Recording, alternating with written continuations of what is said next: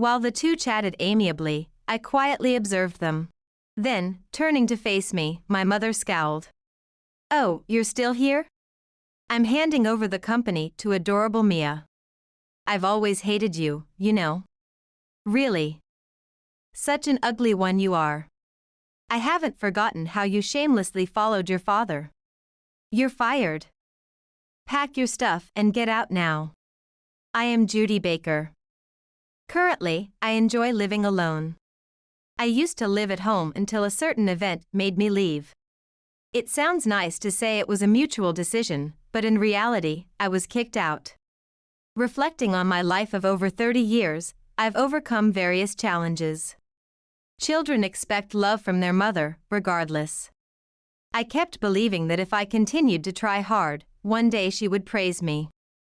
However, now I've come to terms that I'll never receive such things from her. My parents divorced when I was in middle school. The cause was my mother's infidelity. She was pregnant with a child not fathered by my dad. Probably their feelings had already cooled off. Dad didn't ask for alimony, perhaps it was his final act of mercy.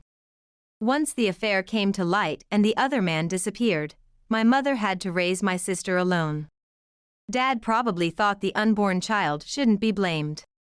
After the divorce, I lived with him. 6 months after the divorce, Dad fell ill and passed away. Then, I had to live with my mother again, which meant a real trial. She never forgave me for choosing Dad. Honestly, I never wanted to return to her after her betrayal. However, as a 13-year-old, I had no other choice but to be with her. She ran a cosmetics company but was too busy to care for my sister, so I had to do it. She'd leave for work as soon as I got home and wouldn't return until late. Whenever we met, she'd repeat, "You're alive because of me. Take care of your sister." Living in such an environment, I felt compelled to earn her approval, and eventually, I became like a robot for her. Despite being a robot, I understood her favoritism towards my sister. Mia has such a cute face. Maybe she'll be the face of my company someday. On the other hand, Judy, you have such a plain face. And you're well built. I look like my mother. People say we're spitting images. My sister undoubtedly resembles the man my mother had an affair with. Even as a baby, she had distinct double eyelids and well-formed features. My mother adores her face, even though the man ran away. While my mother doted on my sister, she was very strict with me. If it's not a public school, I won't pay any money. Your grades must be all A.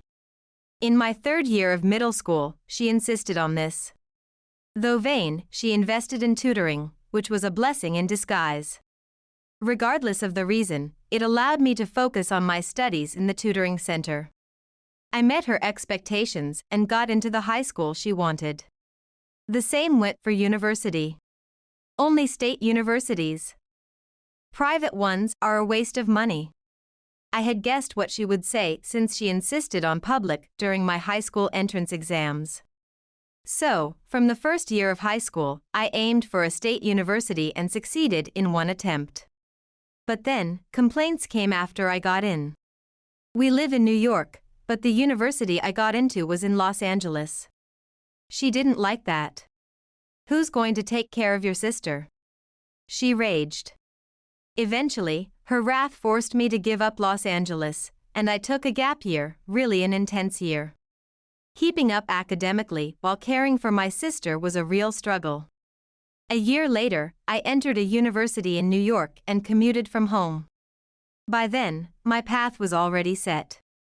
After graduating, I was supposed to join her company. At the time, I felt no dissatisfaction. I was happy to be recognized by her. I thought she finally needed me, not just my sister. Then, to be even more useful to her, I brought along 2 talented classmates when I joined her company. We were researchers.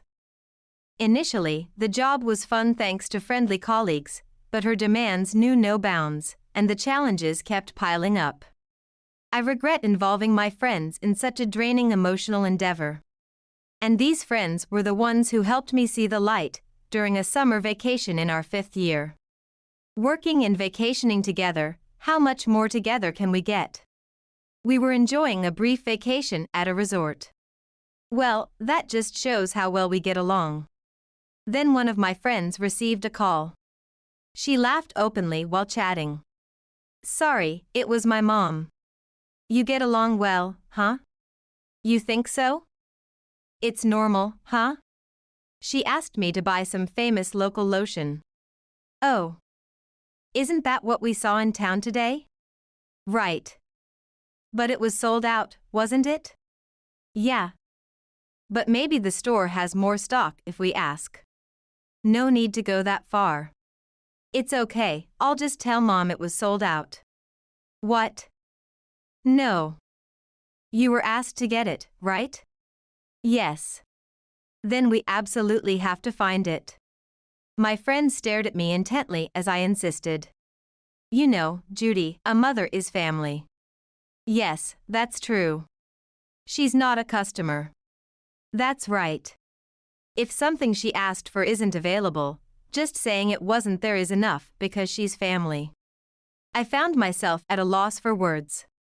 Not because I agreed with my friend, but because I was worried that her mother would be furious if she couldn't get the lotion.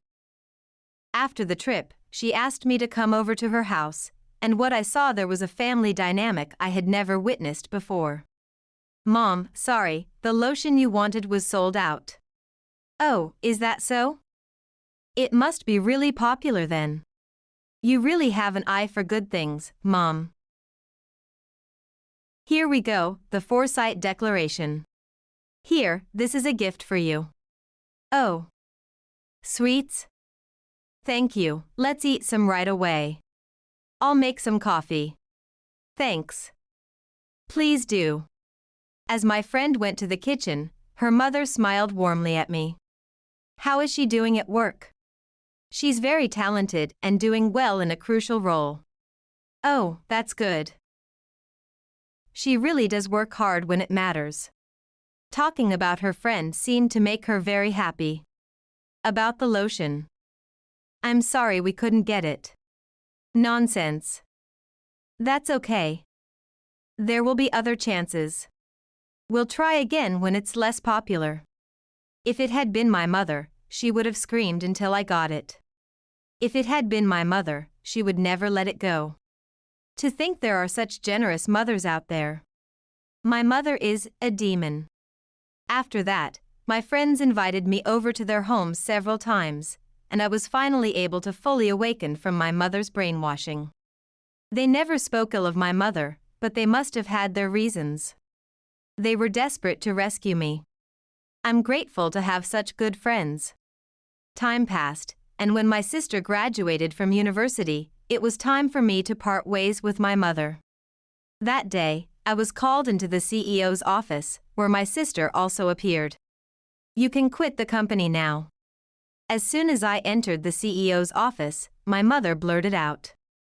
I didn't know how to react. What are you standing there dumbfounded for? I said you could quit. What? Sister is fired. Yes, that's right. Because she's no longer needed. Why? Why? Because you have graduated from university, huh? Mia, you are talented, with a cute face. You are perfect for the presidency. Yay. I'll do it, oh, but there's a condition. Say anything you want. What will happen to you, Mom, if I become president? I'm thinking of becoming the chairman. I'll be there to advise you. Then I won't do it. I don't want to be dictated. If you give all the authority to Mia, then I'll consider it. Mia, you really do take after me. My mother seemed very pleased. All right, I'll leave everything to reliable Mia. But if you ever have any trouble, I'll be there to support you. Just let me know. Okay. While Mia and my mother chatted amicably, I quietly observed them. Then, turning to face me, my mother scowled. Oh, you're still here? I'm handing over the company to adorable Mia. I've always hated you, you know. Really. Such an ugly one you are. I haven't forgotten how you shamelessly followed your father. You're now fired. Pack your stuff and get out now. Although I'm free from her brainwashing, facing such harsh words is still painful. Mom. Call me Ms. Baker, not Mom. Mom. Really, you're such an inflexible child. I could never forgive you for betraying Dad, but I'm grateful for the upbringing. Yet, I was just a convenient tool for you. Don't talk with that face. I'm sick of your face. Such an ugly child. I clenched my lips tightly. I refuse to lose. I won't shed a tear. You're right. Mom, you hated this face so much, so you've changed your own face. Are you satisfied with that face? You are completely different now, and it's unrecognizable. No matter how much you change your face, Mom, it's still ugly. That's not true. Nowadays, as long as you have the money, you can change your face as much as you want. But still, it's the same. The face you show me has never changed from a long time ago. A hideous, demon-like face. You're so annoying. Just get out already. You're no longer needed. Really terrible, both your face and your personality. Mom, are you done yet? I'm getting bored of this. Oh, right, sorry. There's a lot I need to teach you, Mia. Hurry up already. All right, here. Judy, you just get out. I got it. Thank you for everything until now. I had worked diligently at my mother's company, but without any appreciation, I was abruptly fired. And at the same time as my dismissal, I was thrown out of the house, leading to my current situation. 3 months since the firing, I feel at peace living without my mother. However, there are still things I need to do. 3 months have passed, and I'm ready. This will finally free me from my mother. That day, I went to the company from which I was fired. Judy, sorry. It took quite some time. Entering the CEO's office, my sister Mia wore a wry smile. Hee, I've had a nice 3-month break, so it's all fine. Really? Then, I'm counting on you this afternoon as we have discussed. During the afternoon's emergency meeting, it was announced that I would be listed as a director. However, there was only one person surprised by this, the person who had been my mother's secretary. She now works under my sister, the new president. She rushed out of the meeting room in a panic when the announcement was made. So, everyone. As I mentioned before, I'm grateful that my talented sister has come back, so please continue to support us. Talented, really, even though this is a company. What a sweet gesture by such a cute sister. Mia had been planning this for a long time to save me. Yes, to take the company from our mother and run it together as sisters. And she noticed how the employees were being pushed around by our mother's arrogance. It's unbelievable that a daughter who just graduated became the new president and the other daughter was unjustly fired after having been working in research. Understanding this, Mia personally spoke to each employee and asked for their cooperation, promising to bring me back. Those who helped included my friends from research. The employees who understood warmly welcomed my new role as a director. Sandra stormed out, didn't she? She's probably calling that woman right now. Hilarious. Returning to the CEO's office, Mia seemed thoroughly pleased with herself. I hope Sandra quits the company too. Honestly, she's like her clone. I can't stand her. Thanks, Mia. Good job. Likewise, looking forward to working together. Yeah, thank you, as always. Huh? Even when I was being fired, you subtly stepped in between that woman and me. You did the same at home too. Thank you, Mia. Huh? I don't remember that.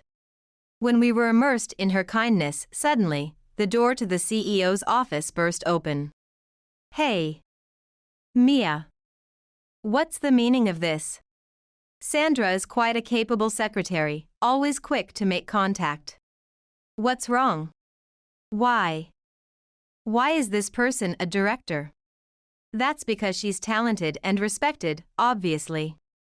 Look, I'm just a newbie. Running a company alone is impossible. That's why I was supposed to become the chairman. No, we don't need that. Mia. I worked so hard for you, and I really tried my best for you.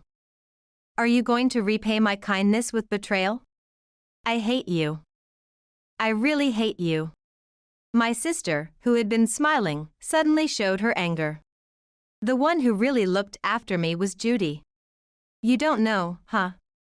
I've been bullied all along. They said I was the child born from an affair without a father. When I was being bullied, Judy was the one who shielded me. Even though I changed her life, she always stayed by my side. She took care of me as her cute sister.